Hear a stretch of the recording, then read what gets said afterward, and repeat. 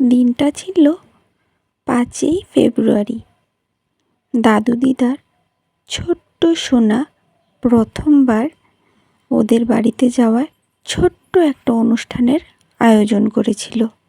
দাদু দিদা আর নাতনির সম্পর্ক ঠিক একটু অন্যরকম হয়, খুব মধুর হয় আর খুব কাছেরও।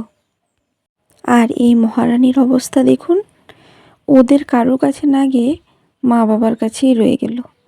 কারণ ওই দিন অনেক মানুষ এসেছিল, একটু সময় লেগেছে সবার সাথে অ্যাডজাস্ট হতে।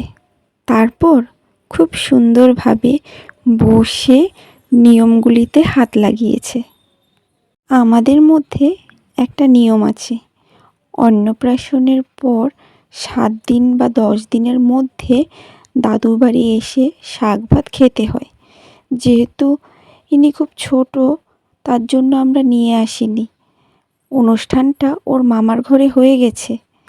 এখন সবার সাথে আনন্দ করার জন্য আবার সেম জিনিসটা করা হচ্ছে। মহারানীকে দেখুন, পাত পেরে বসে গেছে খাওয়া দাওয়া করতে।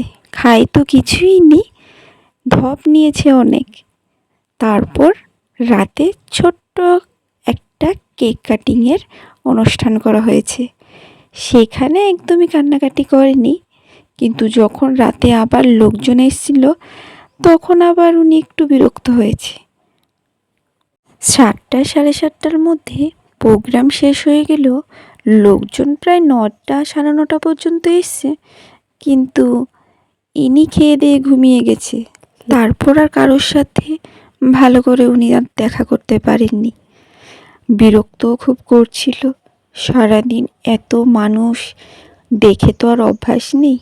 আমরা ছোটোখাটো একটা ফ্ল্যাটে রেন্টে থাকি, সেখানে আর এত মানুষ কোথায়। কিন্তু ঘুমোবার আগে একটু মজা করেছিল, একটু নাচ করেছিল। দিনটা আমার খুব মনে থাকবে। বড় হলে এই স্মৃতিগুলি ওকে বলবো আর হাসবো, দেখ মামুন, তুই এই দিনে এই করেছিস, এই করেছিস। আর কি বলুন, আপনারা সবাই ওকে আশীর্বাদ করবেন, ও যাতে খুব বড় হয়।